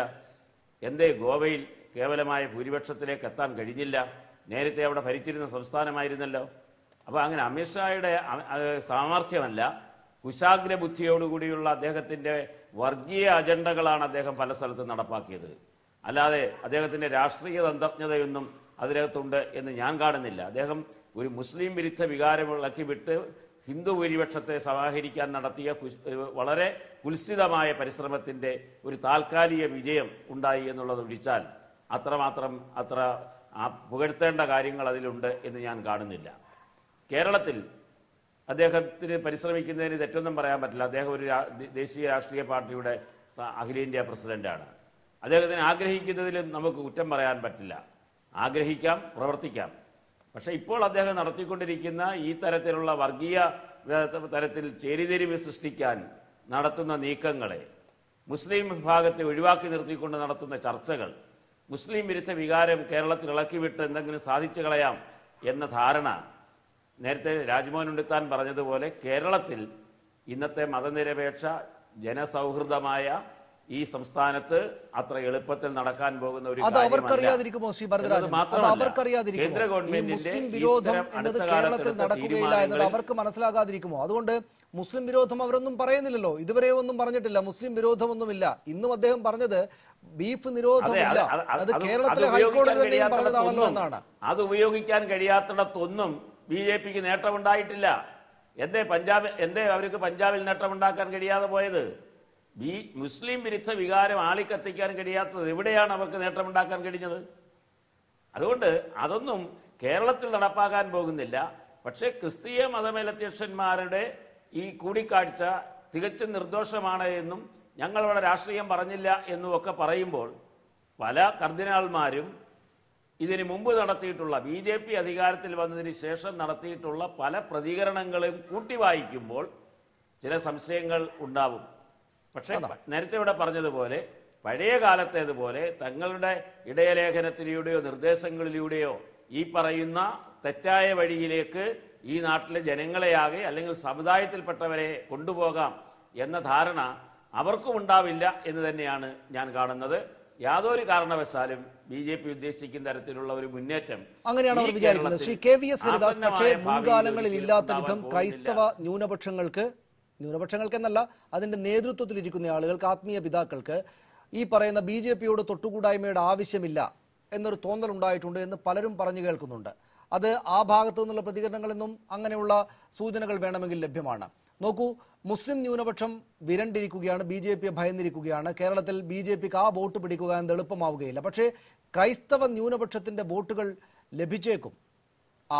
ഈ ബി ജെ പിയുടെ യുവ സംഘടനയുടെ നേതൃതലത്തിലേക്ക് കേരളത്തിൽ നിന്നൊരു ന്യൂനപക്ഷ ക്രൈസ്തവ നേതാവ് പോയിട്ടുണ്ട്. അതുപോലുള്ള സാഹചര്യങ്ങൾ ഉണ്ടാകുമ്പോൾ കേരളത്തിൽ അങ്ങേയറ്റം കൂടുതലുള്ള അല്ലെങ്കിൽ വളരെ പ്രധാനപ്പെട്ട സംഘടിത ശക്തിയായിട്ടുള്ള ഈ ക്രൈസ്തവ ന്യൂനപക്ഷത്തെ അടുപ്പിക്കാനാവും എന്ന തോന്നൽ ശ്രീ അമിത്ഷായ്ക്ക് ഉണ്ടാകുമോ? അമിത്ഷായുടെ കേരളത്തിലെ തന്ത്രം അത് കേന്ദ്രീകരിച്ചാണെങ്കിൽ അത് എത്രത്തോളം വിജയിക്കും?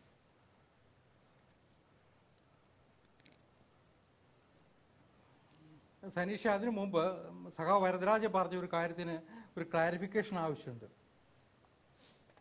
അദ്ദേഹം പറഞ്ഞല്ലോ മുസ്ലിം വിരുദ്ധ നിലപാടെടുത്തിട്ടാണ് ബി ജെ പി ജയിക്കാറുള്ളതെന്ന്. ശ്രീ വരദരാജനോട് എനിക്കൊരു അഭ്യർത്ഥനയുണ്ട്. യു പി തെരഞ്ഞെടുപ്പ് ഫലം ഒന്ന് അവലോകനം ചെയ്യൂ. 85% മുസ്ലിം വോട്ടർമാരുള്ള മണ്ഡലങ്ങളിൽ ഏതാണ്ട് 100 ചില്ലാനം മണ്ഡലമുണ്ട്.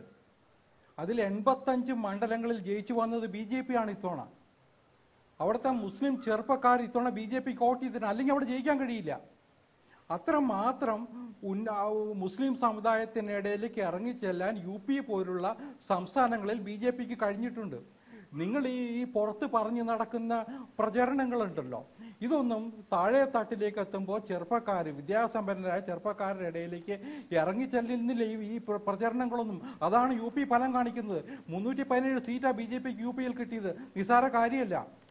നമ്മൾ കുറേയൊക്കെ യാഥാർത്ഥ്യം കാണാതെ അഭിപ്രായം പറയണം നടത്തരുതെന്നൊരു അഭ്യർത്ഥന കൂടിയുണ്ട്. ഇപ്പോൾ കേരളത്തിൽ ഇപ്പോൾ പറഞ്ഞല്ലോ, ക്രൈസ്തവ വിഭാഗങ്ങൾക്കിടയിൽ ബി ജെ പിക്ക് അനുകൂലമായ ഒരു ചിന്താഗതി ഉണ്ട് എന്ന് വ്യക്തമായിട്ട് മനസ്സിലാക്കിക്കൊണ്ട് തന്നെയാണ് ചില ശ്രമങ്ങൾ നടത്തുന്നത്. ഇപ്പോൾ ഞാൻ നേരത്തെ സൂചിപ്പിച്ചല്ലോ സനീഷേ, ഈ ക്രൈസ്തവ മേലധ്യക്ഷന്മാർ, കർദിനാൾമാർ ഡൽഹിയിൽ ചെന്നിട്ട് നരേന്ദ്രമോദിയെ കണ്ടിരുന്നു. അതിന് ശേഷമാണ് അമിത്ഷാ ഇവിടെ വന്നിട്ട് അവരെ കാണാൻ പോരുന്നത്. ആ ചർച്ചയിൽ രാഷ്ട്രീയം സംസാരിക്കേണ്ട കാര്യമില്ല.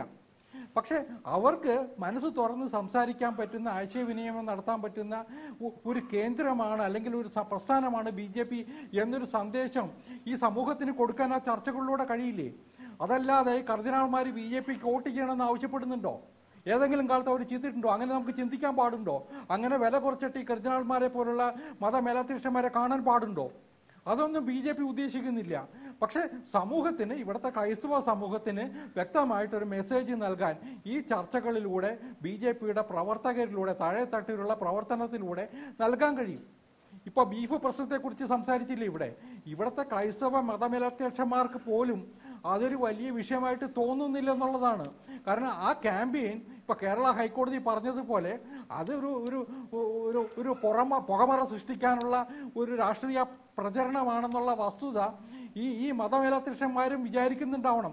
അല്ലെങ്കിൽ അമിത്ഷായെ പോലുള്ള ഒരാൾ അവരുടെ മുമ്പിലെത്തുമ്പോൾ തീർച്ചയായിട്ടും അത്തരം കാര്യങ്ങൾ സംസാരിക്കാതിരിക്കുമോ? കേരളത്തിൽ ആ തരത്തിൽ എല്ലാ വിഭാഗം ജനങ്ങളുമായിട്ടും ചേർന്ന് കൊണ്ട് പോകാനുള്ള ഒരു കർമ്മ പദ്ധതി തന്നെയാണ് ബി ജെ പി മുന്നോട്ട് വയ്ക്കാൻ പോകുന്നത്. ഇപ്പോൾ തന്നെ ഞാൻ പറഞ്ഞില്ലേ, 1980 കേരളത്തിൽ ബി ജെ പി രൂപം കൊള്ളുന്നത്. 82 ആദ്യമായിട്ട് ബി ജെ പി മത്സരിച്ചത്. അന്ന് 2% വോട്ടാണ് കിട്ടിയത്. ഇന്ന് NDA എന്ന് പറയുന്ന കുറേ ചെറു കക്ഷികളാണെങ്കിലും, അതുപോലെ SNDPയുമായിട്ട് ഒത്തുചേർന്ന് നിൽക്കുന്ന BDJS ഉൾപ്പെടെയുള്ള ഒരു പ്രസ്ഥാനവും ബി ജെ പിയുടെ ഒപ്പം ഉണ്ട്.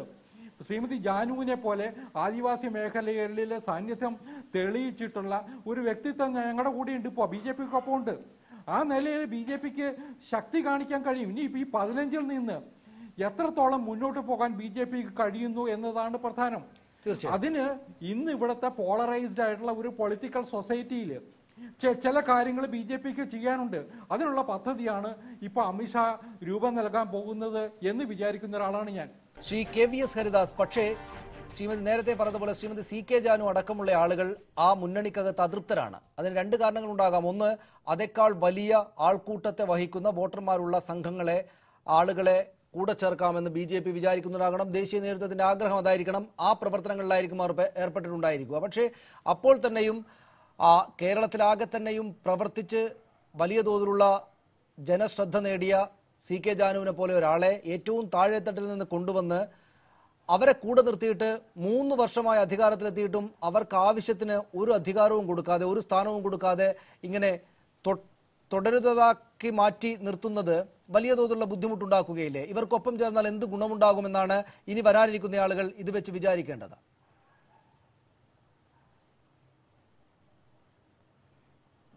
സനീഷ, അത്തരം ചില പ്രശ്നങ്ങളുണ്ട്. അത് ഇല്ലാന്നൊന്നും ഞാൻ പറയുന്നില്ല. ഒരുപാട് ഇപ്പോൾ ഒരു ഉദാഹരണം പറഞ്ഞാൽ, പഴയ കാലത്ത് കോൺഗ്രസ് ഒക്കെ ഭരിക്കുന്ന കാലഘട്ടത്തിൽ സർക്കാർ മാറിക്കഴിഞ്ഞാൽ ഉടനെ തന്നെ നിലവിലുള്ള എല്ലാ ആൾക്കാരെയും പിരിച്ചുവിട്ട് പകരക്കാരെ വയ്ക്കുന്ന ഒരു സംവിധാനം ഉണ്ടായിരുന്നു. ഇന്നിപ്പോൾ BJP ഓരോ തസ്തികയ്ക്കും പറ്റുന്ന ആൾക്കാരെ കണ്ടെത്തി ഇപ്പോൾ ഹൈക്കോടതിയിൽ കേന്ദ്ര സർക്കാരിൻ്റെ അഭിഭാഷകരായിട്ട് വച്ചിട്ടുണ്ട്. ആ അപേക്ഷ കിട്ടിയിട്ടുള്ള BJPയുടെ അല്ലെങ്കിൽ സംഘപ്രസ്ഥാനങ്ങളുമായിട്ട് ബന്ധമുള്ള നല്ല പ്രവർത്തകരായിരിക്കും പലരും. പക്ഷെ അവരുടെ മേന്മ കൂടി കണക്കിലെടുത്ത്, അഭിഭാഷകർ എന്ന നിലയിലുള്ള അവരുടെ മേന്മ കൂടി കണക്കിലെടുത്തിട്ടാണ് പലരെയും നിയമിച്ചിട്ടുള്ളത്. ഇപ്പോൾ ജാനുവിനെ പോലുള്ള ആൾക്കാരുടെ പ്രശ്നം അവരുടെ സർക്കാർ ഈ BJP നേതൃത്വത്തിൻ്റെ മുന്നിലുണ്ട്. എനിക്ക് തോന്നുന്നു ഇന്നത്തെ മീറ്റിങ്ങിന് ശേഷവും അത് സംബന്ധിച്ച് ചില വ്യക്തതകൾ അവർക്ക് BJP നേതാക്കന്മാർ കൊടുത്തിട്ടുണ്ടെന്നാണ് ഞാൻ മനസ്സിലാക്കുന്നത്. അതിൽ വൈകലുണ്ടാകുന്നുണ്ട്. അതിനൊരു കാരണം ഇന്ത്യ ഒട്ടുക്കുമുള്ള ഒരു പ്രശ്നം തന്നെയാണ്. ഇന്ത്യയുടെ എല്ലാ ഭാഗത്തു നിന്നും ഇത്തരത്തിലുള്ള അനവധി ആൾക്കാരെ അക്കോമഡേറ്റ് ചെയ്യേണ്ടതുണ്ട് ഗവൺമെന്റിന്. അതിൽ കുറെ കാര്യങ്ങൾ നടന്നിട്ടുണ്ട്. സ്ഥാനങ്ങളാണ് പ്രശ്നം. അതിപ്പോൾ CK ജാനു എന്ന പ്രത്യേകിച്ച് സ്ഥാനമോഹമൊന്നുമില്ലാതെ ഒരുപാട് കാലം പൊതുപ്രവർത്തനം നടത്തിയ ആളുകൾക്കാണെങ്കിൽ തന്നെയും രാഷ്ട്രീയത്തിൽ നിന്ന് പോകാനാണെങ്കിൽ സ്ഥാനം വേണം. സ്ഥാനമാനങ്ങൾ നൽകാത്തത് കൊണ്ട് അവർ ഇന്ന് പൊട്ടിത്തെറിച്ചു എന്നാണ് കേട്ടത്. എന്ന് വെച്ചാൽ അതൃപ്തി അവർ പരസ്യമായി യോഗത്തിനകത്ത് പ്രകടിപ്പിച്ചു എന്ന് കേട്ടു. മുമ്പൊരു ദിവസവും അവർ ഇതേപോലെ തന്നെ എന്തുകൊണ്ടാണ് ഇങ്ങനെ വൈകുന്നത് എന്ന അതൃപ്തി പരസ്യമായി തന്നെ പ്രകടിപ്പിക്കുകയും ചെയ്തിരുന്നു. BDJSന്റെ പരസ്യ പ്രകടനം അവിടെയുണ്ട്. അധികാരം, സ്ഥാനമാനങ്ങൾ ലഭിക്കുക എന്നത് പ്രധാനമാണ്. അത് കൊടുക്കാൻ ഇപ്പോൾ കേന്ദ്ര ഭരണമുള്ളത് കൊണ്ട് BJPയുടെ കയ്യിലുണ്ട്. അതുകൊണ്ട് കൂടുതൽ ആളുകൾ അങ്ങോട്ട് പോവുകയും ചെയ്യും. അങ്ങനെ ആയിരിക്കുന്ന സാഹചര്യത്തിൽ അവരെയൊക്കെ പിടിച്ചു നിർത്താൻ എങ്ങനെയാണ് സാധിക്കുക? ഇതിപ്പോൾ വ്യക്തികളെ കൊണ്ടുപോകാം, കോൺഗ്രസിനകത്ത് നിന്നും CPMനകത്ത് നിന്നും മറ്റു പാർട്ടികൾക്കകത്ത് നിന്നും വ്യക്തികളെ കൊണ്ടുപോകാം സ്ഥാനമാനങ്ങൾ കാണിച്ച് എന്ന് പോലും വിചാരിക്കുന്നുണ്ട് ആ ഭാഗത്തുള്ള ആളുകൾ.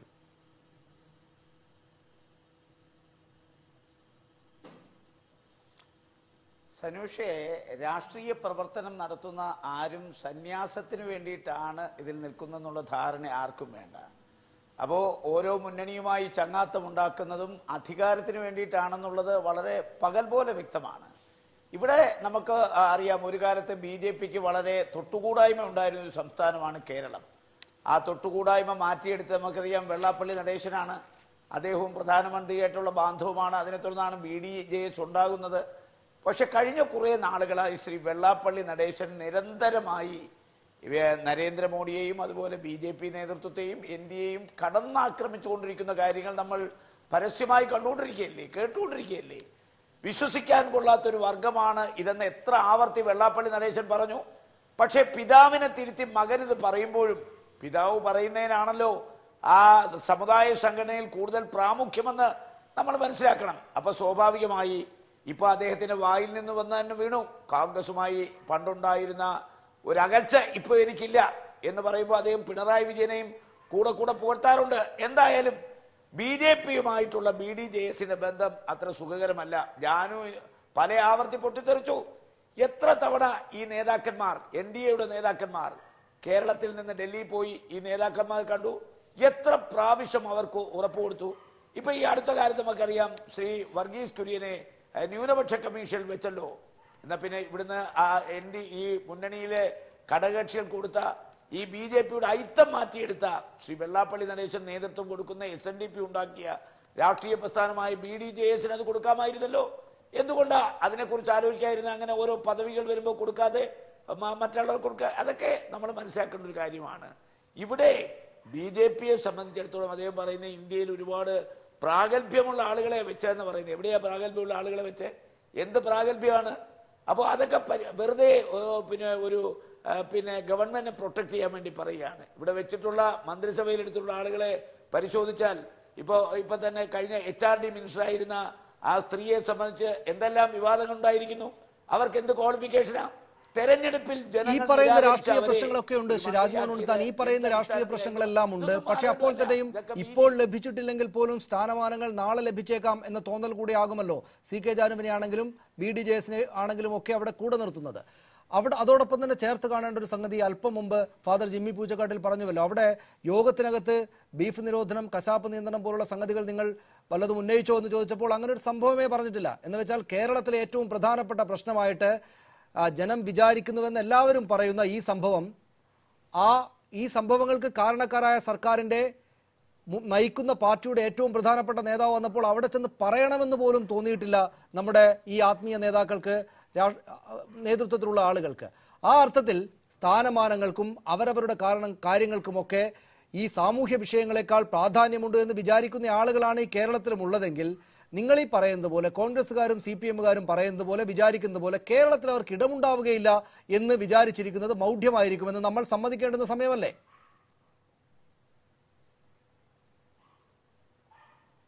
സനുഷേ, ഒരു കാര്യം ഞാൻ പറയാം. ഈ നരേന്ദ്രമോദി ഗവൺമെന്റിന്റെ പരിഷ്കാരങ്ങളുടെ തിക്തഫലം ഏറ്റവും കൂടുതൽ അനുഭവിച്ചുള്ള സംസ്ഥാനങ്ങളിൽ ഒന്നാണ് കേരളം. നമുക്കറിയാമല്ലോ, ഡിമോണിറ്റൈസേഷൻ പ്രഖ്യാപിച്ചു. ഞാനിപ്പോൾ അധ്വാനിച്ച് ഞാൻ ഉണ്ടാക്കുന്ന പണം എനിക്കിഷ്ടമുള്ള ഒരു ബാങ്കിൽ കൊണ്ടിട്ടിട്ടുണ്ട്. ആ പണം തിരിച്ചെടുക്കാൻ നരേന്ദ്രമോദിയുടെ ഗവൺമെന്റ് തിട്ടൂരം വേണമെന്ന് പറഞ്ഞാൽ അപ്പൊ കേരളത്തെ പോലുള്ള സംസ്ഥാനത്തിലെ ജനങ്ങൾ ഒരിക്കലും അത് അംഗീകരിക്കുന്ന പ്രശ്നമില്ല.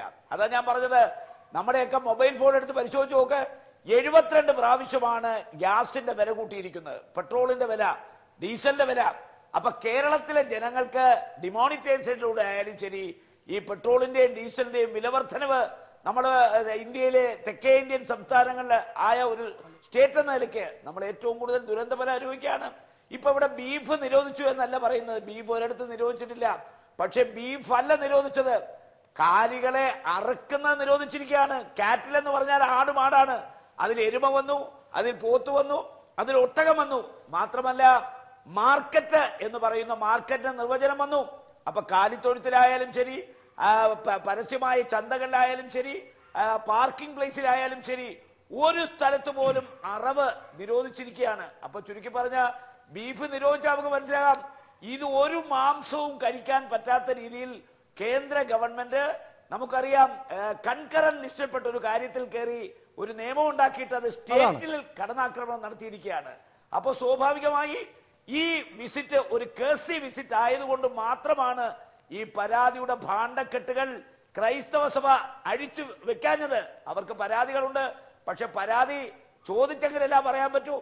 ഒരു കേസി വിസിറ്റ് വന്നൊരു ചായ കുടിച്ച് സന്തോഷം പങ്കിട്ട് പോകുന്ന ഒരാളുടെ അടുത്തല്ലല്ലോ ഇന്ന് ഈ ഗവൺമെന്റിന്റെ ഭരണത്തെ കുറിച്ച് ഒരു വിലയിരുത്തൽ ആ വന്ന മതമേലധ്യക്ഷന്മാരോട് നടത്തിയിരുന്നെങ്കിൽ അവർ കാര്യങ്ങൾ തുറന്നു പറയുമായിരുന്നു. തീർച്ചയായും അതാണ് അദ്ദേഹത്തിന്റെ ശുഭാപ്തി വിശ്വാസം. ശ്രീ ഭരതരാജൻ, ശ്രീ രാജ്മോഹൻ ഉണ്ണിത്താൻ വിചാരിക്കുന്നത്, അദ്ദേഹം പ്രതീക്ഷിക്കുന്നത് അങ്ങനെ ഇങ്ങനെയൊരു സാഹചര്യത്തിൽ അമിത്ഷായോട് ഇപ്പോൾ ചെന്ന് ഇങ്ങോട്ട് ആവശ്യപ്പെടാതെ ഈ കാര്യങ്ങളെ കുറിച്ച് പറയേണ്ടതില്ലോ എന്ന നല്ല വിചാരം കൊണ്ടായിരിക്കണം സഭാ മേലധ്യക്ഷന്മാർ അങ്ങനെ പറയാതിരുന്നത് എന്നാണ്. പക്ഷേ ഇന്ന് ഇതേ ദിവസം തന്നെയാണ് മദ്യനയം സംബന്ധിച്ച് തങ്ങളുടെ ആശങ്കകളുമായിട്ട് ഗവർണറെ പോയി കണ്ടത് സഭാ നേതൃത്വത്തിലുള്ള ആളുകൾ.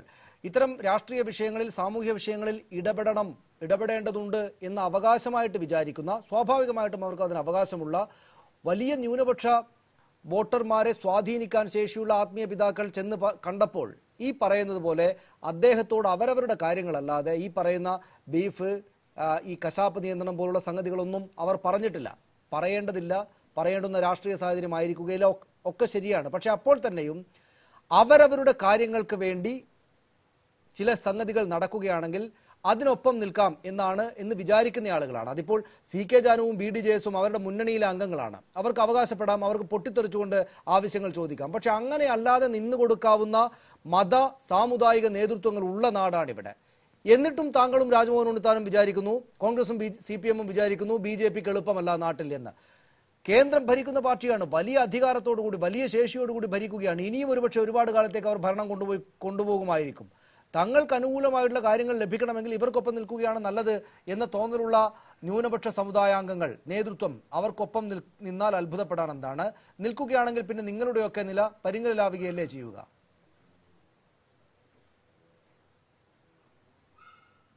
അവിടെയാണ് ഞാൻ നേരത്തെ പറഞ്ഞതുപോലെ തന്നെ, ഞാൻ ഇപ്പോൾ മതമേലധ്യക്ഷന്മാരെ അമിത്ഷായെ കണ്ട് ചർച്ച നടത്തിയതെല്ലാം കേവലമായ ഒരു നിർദോഷ പരിപാടിയായിട്ടൊന്നും ഞാൻ കാണുന്നില്ല. അമിത്ഷായെ കാണാൻ പോകുമ്പോൾ പോകേണ്ടത് ആരൊക്കെയാണെന്ന് അവർ തീരുമാനിച്ചിട്ടുണ്ടാവും. ആരൊക്കെയാണ് അവിടെ ആരാണ് ചർച്ച തുടങ്ങേണ്ടത് എന്നവർ തീരുമാനിച്ചിട്ടുണ്ടാവും. എന്തെല്ലാം കാര്യങ്ങളാണ് അവിടെ പറയേണ്ടത് എന്നവർ തീരുമാനിച്ചിട്ടുണ്ടാവും. അങ്ങനെയൊക്കെ തീരുമാനിച്ചുകൊണ്ട് ഇതേപോലെയുള്ള ചർച്ചയ്ക്ക് ഇതേപോലെയുള്ള ഉന്നതന്മാരായിട്ടുള്ള ആളുകൾ പോകൂ. അപ്പോൾ ഇതെല്ലാം മുൻകൂട്ടി നിശ്ചയിച്ച് ചെയ്ത ഒരു കാര്യം തന്നെയാണ്. അവിടെ ഈ അജണ്ടകളൊന്നും വന്നില്ല എന്ന് പറഞ്ഞാൽ അത് മറന്നുപോയതോ നിർദോഷമായതോ അല്ലെങ്കിൽ ഇപ്പോൾ പറയാൻ അത്ര പ്രാധാന്യമുള്ളതല്ല എന്ന് തോന്നിയത് കൊണ്ടോ ഒന്നുമല്ല എന്നുള്ളത് സാമാന്യ ബുദ്ധിയുള്ള ഏതൊരാൾക്കും മനസ്സിലാവും. അതുകൊണ്ട് അത്തരം കാര്യങ്ങൾ കേരളത്തിൽ നടപ്പാക്കാൻ കഴിയും എന്ന് ധരിക്കുന്നുവെങ്കിൽ അതൊരു തെറ്റായ ധാരണയാണ്.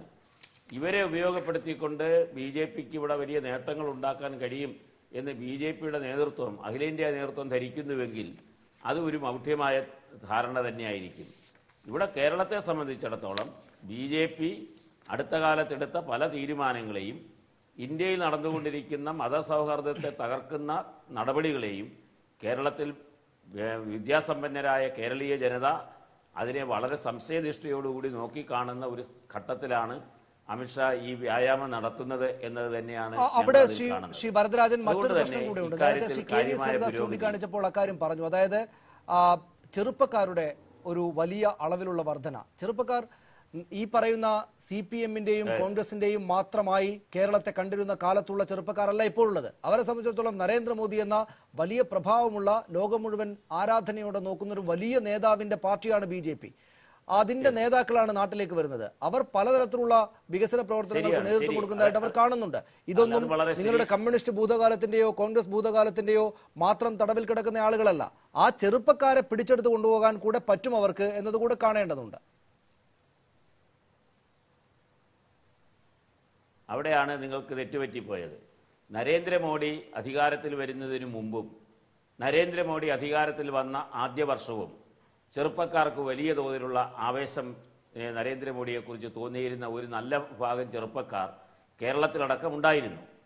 പക്ഷേ 3 വർഷക്കാലത്തെ ഭരണത്തിന് ശേഷം ചെറുപ്പക്കാർക്ക് എന്ത് വാഗ്ദാനം ആണ് അദ്ദേഹം നടപ്പാക്കിയത്? എന്ത് തൊഴിൽ ലഭ്യമാകുന്ന പദ്ധതികളാണ് അദ്ദേഹം കൊണ്ടുവന്നത്? ഏത് തരത്തിലാണ് കേരളത്തിലെ തൊഴിലില്ലായ്മയ്ക്ക് പരിഹാരമുണ്ടാക്കിയത്? അതിൻ്റെ എല്ലാം അടിസ്ഥാനത്തിൽ ചെറുപ്പക്കാരായിട്ടുള്ള ആളുകൾ അങ്ങനെ BJPയുടെ കൂടെ ഒഴുകിക്കൊണ്ടിരിക്കുകയല്ല. അങ്ങനെ ഒഴുകിയവർ പോലും പുനഃപരിശോധന നടത്തിക്കൊണ്ടിരിക്കുകയാണ് കേരളം പോലുള്ള സംസ്ഥാനങ്ങളിൽ. UP-യിലെ കാര്യം അദ്ദേഹം വളരെ വാചാലമായി പറഞ്ഞല്ലോ. എന്തേ 317 ആളുകൾ ജയിച്ച UP-യിൽ ഒരു മുസ്ലിമിനെ നിർത്തി മത്സരിപ്പിച്ച് ജയിപ്പിക്കാതിരുന്നത്? ലോകസഭയിൽ എന്തേ BJPക്ക് ഒരു മുസ്ലിം MP ഇല്ലാതെ പോയത്? ഉത്തരാഖണ്ഡിൽ എന്തേ ഒരു BJP ഒരു മുസ്ലിമിനെ സ്ഥാനാർത്ഥിയാക്കാതിരുന്നത്? ഇതൊന്നും ചെയ്യാതിരുന്നിട്ട് ചെറുപ്പക്കാരെല്ലാം ഞങ്ങൾ വോട്ട് ചെയ്തു എന്നെല്ലാം വാദം ഉന്നയിക്കുമ്പോൾ അവിടുത്തെ വോട്ടിംഗ് പാറ്റേണിന്റെ കണക്ക് വെച്ച് നിങ്ങൾക്ക് പറയാം. പക്ഷേ വസ്തുതകൾ എന്തായിരുന്നു, യാഥാർത്ഥ്യം എന്തായിരുന്നു എന്നുള്ളതിനെ സംബന്ധിച്ചുള്ള ചർച്ചകൾ നടക്കുന്നുണ്ട്. അതുകൊണ്ട് ചെറുപ്പക്കാരെല്ലാം അങ്ങോട്ട് ഒഴുകി, മുസ്ലിങ്ങളെല്ലാം ഞങ്ങളുടെ കൂടെ ചേർന്നു. എന്ത് 27% വരുന്ന മുസ്ലിങ്ങളുള്ള ഉത്തർപ്രദേശിൽ 21 കോടി ജനങ്ങളുള്ള ഒരു സ്ഥലത്ത് നിങ്ങൾ സ്ഥാനാർത്ഥികളെ നിർത്തിയപ്പോൾ ഒരു മുസ്ലിമിനെയെങ്കിലും സ്ഥാനാർത്ഥിയാക്കിയില്ല. ഒരാളെയെങ്കിലും നിങ്ങൾ ജയിപ്പിച്ച് നിയമസഭയിൽ കൊണ്ടുവരാഞ്ഞെന്ത്? ഇവിടെ നിങ്ങൾ ആരെയാണ് സംരക്ഷിക്കുന്നത്? ഏത് ന്യൂനപക്ഷത്തിന്റെ താല്പര്യമാണ് നിങ്ങൾ സംരക്ഷിക്കുന്നത്? ആരുടെ കണ്ണിൽ പൊടിയിടാനാണ് നിങ്ങൾ ഈ വാദങ്ങൾ ഉന്നയിക്കുന്നത്? നിങ്ങൾ ഉന്നയിക്കുന്ന വാദങ്ങളൊന്നും ഈ കേരളത്തിലെയോ ഇന്ത്യയിലെയോ ന്യൂനപക്ഷ വിഭാഗങ്ങൾ വിശ്വസിക്കാനേ പോകുന്നില്ല. ഏതെങ്കിലും ആളുകൾക്ക് അങ്ങനെ കൊണ്ടുപോയി അവരുടെ ആലയത്തിൽ കൊണ്ട് കെട്ടാം എന്ന് ധരിക്കുന്നുവെങ്കിൽ അവരുടെ ധാരണ കേരളത്തിൽ നടക്കാനേ പോകുന്നില്ല. അതാണ് ശ്രീ KVS അത്തരത്തിലുള്ള കാര്യങ്ങൾ കൂടെ രാഷ്ട്രീയമായിട്ട് വലിയ തരത്തിൽ BJP മനസ്സിലാക്കാത്തൊരു പ്രശ്നം കേരളവുമായി ബന്ധപ്പെട്ടുണ്ട്. ഇന്നിപ്പോൾ കേരള ഹൗസിൽ, ഡൽഹിയിലെ കേരള ഹൗസിൽ വലിയ പ്രതിഷേധ പ്രകടനങ്ങളുമായി ഗോരക്ഷകർ എന്ന് പറഞ്ഞിരിക്കുന്ന ആളുകൾ വന്നല്ലോ. ഗോമാതാ കോ ജീനേദോ എന്നാണ്. എന്ന് വെച്ചാൽ ഈ പറയുന്ന അമ്മയെ ജീവിക്കാൻ വിടൂ എന്ന് വെച്ചാൽ ഈ പറയുന്ന ഗോമാതാവിന് ജീവിക്കാൻ പറ്റാത്ത, ഞങ്ങളുടെ റിലീജിയസ് സെന്റിമെന്റ്സ് വലിയ തോതിൽ ഹേർട്ട് ചെയ്യപ്പെടുന്ന ഒരു ഇടമാണ് കേരളം എന്ന് സ്ഥാപിക്കുകയാണ് ഈ പറയുന്ന അവിടെയുള്ള BJP അനുകൂല ആളുകൾ ചെയ്യുന്നത്. അപ്പോൾ കേരളത്തോട് എന്ന നിലക്ക് തന്നെ ഒരു വെറുപ്പുണ്ടാവുന്ന നിലയിലേക്ക് കാര്യങ്ങൾ പോകുന്നു. എന്തൊക്കെ ബുദ്ധിമുട്ടാണ്. കഴിഞ്ഞ ദിവസം മേഘാലയയിലെ മുതിർന്നൊരു BJP ബെർണാഡ് മരാക്ക് പാർട്ടി വിട്ടത് താങ്കളുടെ കൂടെ ശ്രദ്ധയിൽപ്പെട്ടിട്ടുണ്ടാകുമല്ലോ. അവിടെ പോത്തിറച്ചി പ്രധാന ഭക്ഷണമാക്കിയ ഗോത്രവർഗ്ഗക്കാർക്കിടയിൽ BJP ഒരല്പം നിലപിടിച്ചു വരുമ്പോഴാണ് ഈ പറയുന്ന പ്രശ്നം ഉണ്ടാകുന്നത്. അതുകൊണ്ട് BJP എന്ന പാർട്ടി ഈ ഭക്ഷണമൊക്കെ സംബന്ധിച്ച്, അല്ലെങ്കിൽ ഗോമാതയൊക്കെ സംബന്ധിച്ചുള്ള രാഷ്ട്രീയ പ്രശ്നങ്ങളിൽ എടുക്കുന്ന നിലപാട് കൊണ്ട് അളക്കാൻ പറ്റാത്ത ചില പ്രശ്നങ്ങൾ മേഘാലയയിൽ എന്ന പോലെ കേരളത്തിലുമുണ്ട് എന്നത് പ്രശ്നമല്ലേ? അതിനെ അതിജീവിക്കുക എന്നത് എത്രത്തോളം കേരളത്തോട് മുൻവിധി വെച്ചുകൊണ്ട് വരുന്ന അമിത്ഷായ്ക്കും ആ രാഷ്ട്രീയത്തിനും സാധിക്കും? കേരളത്തിന്റെ മനസ്സിനകത്തേക്ക് ഇടം പിടിക്കുക എന്നത് ഈ പറയുന്ന തടസ്സശിലകൾ അവിടെ ഉണ്ടായിരിക്കെ എത്രക്ക് സാധ്യമാണ്?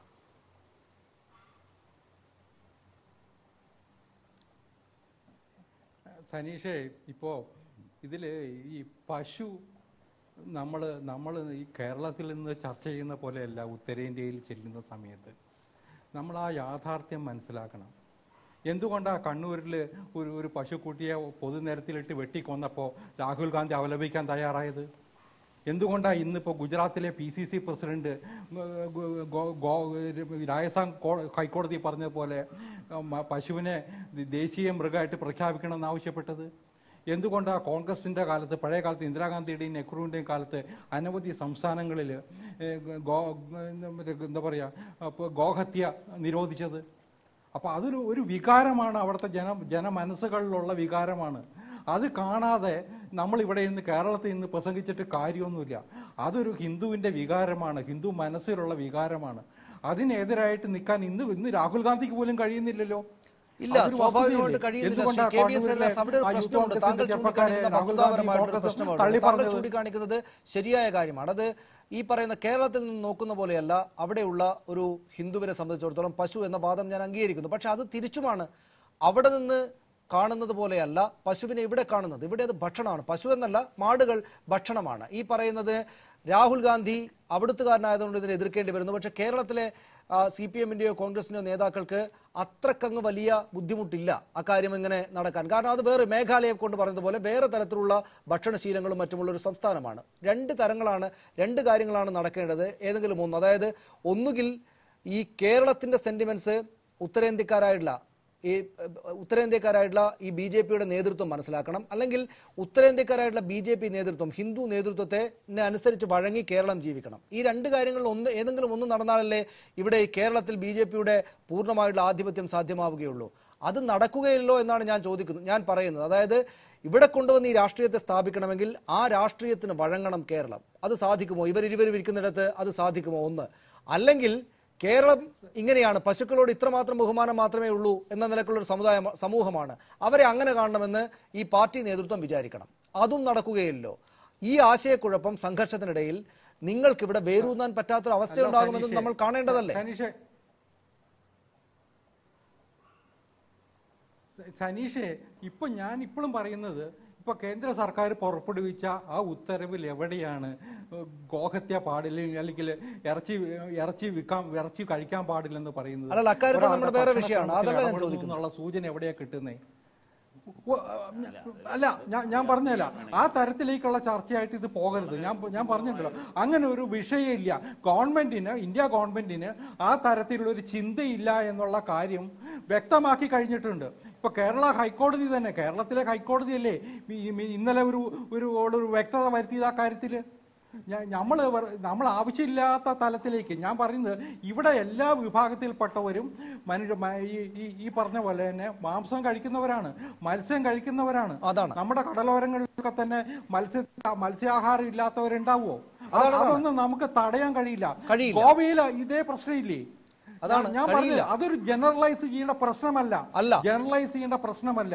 പക്ഷെ അതേ സമയത്ത് ഈ ഗോഹത്യ പോലുള്ള പ്രശ്നങ്ങളിൽ നമുക്ക് നമ്മുടെ മനസ്സിലുള്ള വികാരങ്ങൾ കാണാതെ പോയിക്കൂടാ.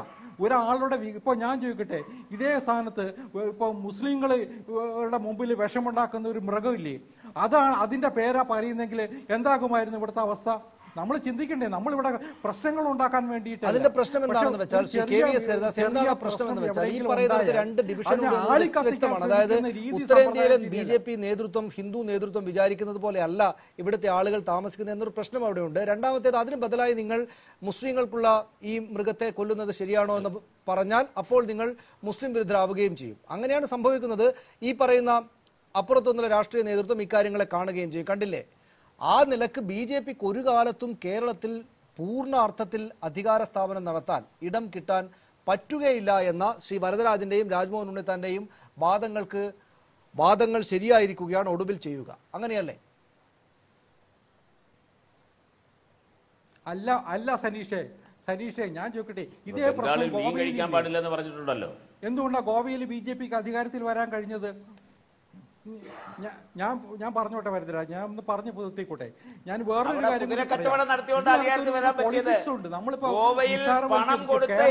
കാര്യം വിലക്ക് വാങ്ങി രാഷ്ട്രീയ കുതിരക്കച്ചവടം നടത്തിയോണ്ടാ ഗോവയിൽ അധികാരത്തിൽ വരാൻ പറ്റിയത്. അദ്ദേഹം പറയട്ടെ. ശ്രീ രാജ്മോഹൻ ഉണ്ണിത്താൻ, ശ്രീ KVS ഹരിദാസ് തുടരാം. രാജ്മോഹൻ ഉണ്ണിത്താൻ ആ ചരിത്രത്തിലേക്ക് പോകണ്ട. ഗോവ ചർച്ച ചെയ്യണമെങ്കിൽ കുറെ സമയം പിടിക്കും. ഞാൻ പറഞ്ഞു വരുന്നത് കേരളത്തിൽ BJPക്ക് മുന്നേറാനുള്ള സാധ്യതകൾ അനവധിയാണ്. രാഷ്ട്രീയമായ സാഹചര്യങ്ങളുണ്ട്. ഇപ്പൊ തന്നെ സനീഷേ ഞാൻ ഒരു കാര്യം സൂചിപ്പിക്കാം. കേരളത്തിൽ ഇപ്പൊ രാജ്മോഹൻ ഉണ്ണിത്താന്റെ പാർട്ടിയിൽ ഏത് പാർട്ടിയാണ് വേറെ ഉള്ളത്? ഈ കേരള കോൺഗ്രസ് മാണി സാർ വിട്ടു പോയിട്ട് കാലം എത്രയായി? ഇപ്പൊ പിന്നെ കൂടെയുള്ളത് ആരാ? രാജ്മോഹൻ ഉണ്ണിത്താന്റെ കൂടെ ഉള്ളത് ആകെയുള്ളൊരു മുസ്ലിം ലീഗാ, പിന്നെ പ്രേമചന്ദ്രന്റെ പാർട്ടി, വേറെ ആരാ? CP ജോണിന്റെ പാർട്ടിയോ? എത്ര പേരാ ഉള്ളത് ഈ പാർട്ടി UDF-ൽ? ആ UDF-ന് അടുത്ത തെരഞ്ഞെടുപ്പിൽ ഏതെങ്കിലും തരത്തിൽ ജയിച്ചു പോകാൻ കരുതുന്നു കരുതാൻ പറ്റില്ല. KM മാണി സാറ് പോലും UDF-ലേക്ക് പോകാൻ മടിക്കുന്നേ. നാളെ മുസ്ലിം ലീഗ് പോലും നാളെ തെരഞ്ഞെടുപ്പ് വന്നാൽ ഈ മുസ്ലിം ലീഗ് പോലും എൻ്റെ ഒരു വിശ്വാസം കുഞ്ഞാലിക്കുട്ടി സാഹിബിനെ പോലുള്ളവർ പോലും ഒന്ന് ഇരുന്ന് ചിന്തിക്കും, എന്തിനാണ് ഈ കോൺഗ്രസിന്റെ പിന്നാലെ പോകുന്നത്. അതാണ്, നമുക്ക് അവസാനിപ്പിക്കാം. ശ്രീ KVS ഹരിദാസ് ചർച്ച. ഞാൻ ഇടപെടുന്ന സമയം കുറവാണ്. ശ്രീ രാജ്മോഹൻ ഉണ്ണിത്താൻ, ആത്യന്തിക നഷ്ടം BJP ഏത് വിധേനയെങ്കിലും, അതായത് വലിയ ശക്തിയിൽ കേന്ദ്രം ഭരിച്ചുകൊണ്ടിരിക്കുന്ന BJP അവരുടെ ഭരണ സ്വാധീനമടക്കം ഉപയോഗിച്ച് ക്രൈസ്തവ ന്യൂനപക്ഷങ്ങളെ അടുപ്പിച്ച് ഏത് വിധേനയും കേരളത്തിൽ വേരൂന്നും എന്ന നിലക്കാണ് അവർ മുന്നോട്ട് പോകുന്നത്. അതുകൊണ്ട് ആത്യന്തിക നഷ്ടമാർക്കാണ് ഉണ്ടാവുക എന്ന് ചോദിച്ചാൽ ഇപ്പോഴത്തെ ഒരു കാഴ്ചയിൽ CPM അവരുടെ നിയോജക മണ്ഡലങ്ങൾ എന്ന് വെച്ചാൽ ആ അർത്ഥത്തിലുള്ള നിയോജക മണ്ഡലം വിത്തിൻ ക്വാഡ്സ് അവരുടെ നിയോജക മണ്ഡലങ്ങൾ എങ്ങനെയെങ്കിലും ഏത് വിധേനയും പിടിച്ചങ്ങ് നിർത്തുന്നതായി കാണുന്നുണ്ട്. BJPക്ക് എതിർ നിൽക്കുന്ന ഒരു വലിയ ശക്തിയായിട്ട് അവരെ പ്രതിഷ്ഠിക്കുന്നതായിട്ട്, ഇവിടുത്തെ ഭരണം മുഖ്യമന്ത്രിയുടെ പവറൊക്കെ വെച്ചിട്ട് അങ്ങനെ നിൽക്കുന്നതായിട്ട് തോന്നുന്നുണ്ട്. പക്ഷേ കോൺഗ്രസിനൊരല്പം ഇടർച്ച വരികയില്ലേ എന്ന തോന്നലുള്ള ആളുകൾ കോൺഗ്രസിനകത്ത് തന്നെയുമുണ്ട്. അങ്ങനെ BJP വന്ന് അവരുടെ സ്ഥാപനം നടത്തുകയും അതിന്റെ ആത്യന്തിക നഷ്ടം കോൺഗ്രസിനുണ്ടാവുകയും ചെയ്യുന്നൊരു ഭാവി ആയിരിക്കുമോ മുന്നിലുള്ളത്? നമുക്ക് ഈ ചർച്ച അവസാനിപ്പിക്കാം. സനുഷേ, അതിനു മുമ്പ് ഒരു കാര്യത്തിന് ഉത്തരം പറഞ്ഞേ മതിയാവൂ. ഇപ്പൊ കണ്ണൂർ ഒരു കന്നുക്കുട്ടിയെ വെട്ടിക്കൊന്നപ്പോ ആ വെട്ടിക്കൊന്ന സംഭവത്തെ കോൺഗ്രസ് രാഹുൽ ഗാന്ധി അപലപിച്ചത് ശ്രീ ഹരിദാസ് പറയുന്ന കാരണം കൊണ്ടല്ല. ഒരു കന്നുംകുട്ടിയെ പരസ്യമായിട്ടാണ് അവിടെ കശാപ്പ് ചെയ്തത്. എന്തുകൊണ്ടാ ഇടതുപക്ഷ ജനാധിപത്യ മുന്നണി ഗവൺമെന്റ് 3 പേരുടെ പേരിൽ കേസെടുത്തത്? അത് നിയമവിരുദ്ധമാണ്. നിയമവിരുദ്ധമായ ഒരു കാര്യം പരസ്യമായിട്ട് അവർ ചെയ്തു. സ്ലാട്ടർ ഹൗസിൽ വെച്ചല്ലേ ഈ കശാപ്പ് നടത്തേണ്ടത്? അത് പരസ്യമായ സ്ഥലത്ത് വെച്ച് പരസ്യമായി നടത്തിയത് വഴി അവർ നിയമലംഘനം നടത്തി. കോൺഗ്രസ് പാർട്ടി അത്തരം കശാപ്പിനെ ന്യായീകരിക്കുന്ന പാർട്ടിയല്ല. ഇവിടെ നമ്മൾ യൂണിറ്റി ഇൻ ഡൈവേഴ്സിറ്റി ഉള്ള രാജ്യത്താണ് ജീവിക്കുന്നത്. നാനാത്വത്തിൽ ഏകത്വം അല്ലെങ്കിൽ ബഹുസ്വരത. എന്തുകൊണ്ടാണ് ഓരോ സംസ്ഥാനത്തെയും ജനങ്ങൾ അവരുടെ ആചാരം, ജീവിത രീതി, അവരുടെ കൾച്ചർ ഇതെല്ലാം വിഭിന്നമാണ്.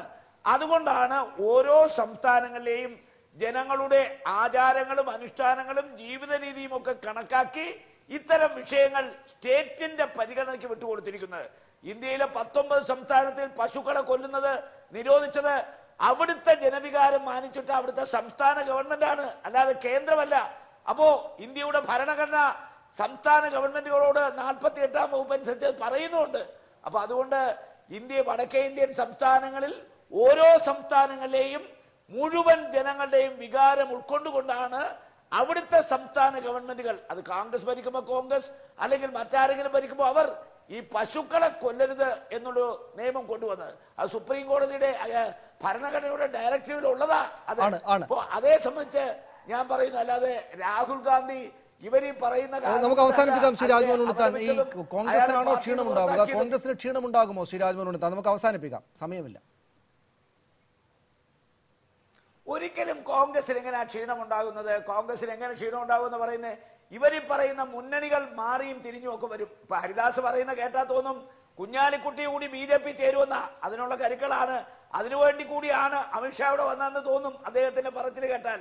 ഇതൊക്കെ മനക്കോട്ടയാണ്. UDF ശക്തമായ ഒരു മുന്നണിയാണ്. കഴിഞ്ഞ തെരഞ്ഞെടുപ്പിൽ ആന്റി ഇൻകംബൻസി ഫാക്ടർ കൊണ്ട് കേരളത്തിൽ ഞങ്ങൾ അധികാരത്തിൽ നിന്ന് പുറത്തുപോയി. ഇപ്പോ 1 വർഷക്കാലത്തെ ഭരണം കഴിഞ്ഞു. സ്വാഭാവികമായി കോൺഗ്രസും UDF-ഉം പൂർവാധികം ശക്തിയായി ഓരോ ദിവസവും മാറിക്കൊണ്ടിരിക്കുന്നു. വളരെ നന്ദി ശ്രീ രാജ്മോഹൻ ഉണ്ണിത്താൻ. എന്നോട് ക്ഷമിക്കണം, ഞാൻ സമയക്കുറവുകൊണ്ടാണ് ഇടക്ക് കയറിയിട്ടുള്ളത്. ഈ ചർച്ച അവസാനിപ്പിക്കാറായിട്ടുണ്ട്. വളരെ നന്ദി Shri Rajmohan Unnithan, Shri KVS Haridas, Shri Varadarajan, Shri father Jimmy Poochakkattil ഈ ചർച്ചയിൽ പങ്കെടുത്തതിന്. അമിത്ഷായുടെ സന്ദർശനം 2 ദിവസം കൂടെ തുടരും. നാളെയും മറ്റന്നാളും അദ്ദേഹം സംസ്ഥാനത്തുണ്ട്. ഈ പറയുന്ന രാഷ്ട്രീയ വിഷയങ്ങളെല്ലാം ഉണ്ടെങ്കിൽ തന്നെയും കേരളമാണ് ഞങ്ങളുടെ ഏറ്റവും വലിയ സ്വപ്നം എന്ന് ഇതിനകം തന്നെ പ്രഖ്യാപിച്ച് രാഷ്ട്രീയമായിട്ട് എല്ലാ കരുക്കളും നീക്കിക്കൊണ്ടാണ് അതിന് വേണ്ട കാര്യങ്ങളെല്ലാം ചെയ്യാൻ വേണ്ടിയിട്ടാണ് അദ്ദേഹം വന്നിരിക്കുന്നത്. അതുകൊണ്ട് ഈ പറയുന്ന വിധത്തിൽ കോൺഗ്രസിനും CPM പോലുള്ള ഇതുവരെയുള്ള കക്ഷികൾക്ക് അദ്ദേഹത്തെ തടഞ്ഞു നിർത്താനാകുമോ എന്നതടക്കമുള്ള കാര്യങ്ങൾ നോക്കേണ്ടതുണ്ട്, കാത്തിരുന്ന് കാണേണ്ടതുണ്ട്. പക്ഷേ അവരുടെ രാഷ്ട്രീയത്തിന് വേരൂന്നാൻ പറ്റുന്നില്ല എന്ന് തെളിയിക്കുന്ന നിരവധിയായ സംഭവങ്ങൾ ഈ കശാപ്പ് നിയന്ത്രണവുമായി ബന്ധപ്പെട്ടൊക്കെ സംസ്ഥാനത്തുണ്ടാവുകയും ചെയ്തിട്ടുണ്ട്. വരും ദിവസങ്ങളിൽ കാത്തിരുന്ന് കാണാൻ എന്താ സംഭവിക്കുന്നതെന്ന്. ഒരിക്കൽ കൂടി അതിഥികൾക്ക് നന്ദി. ടൈം ഡിബേറ്റ് പൂർണ്ണമാകുന്നു. നമസ്കാരം.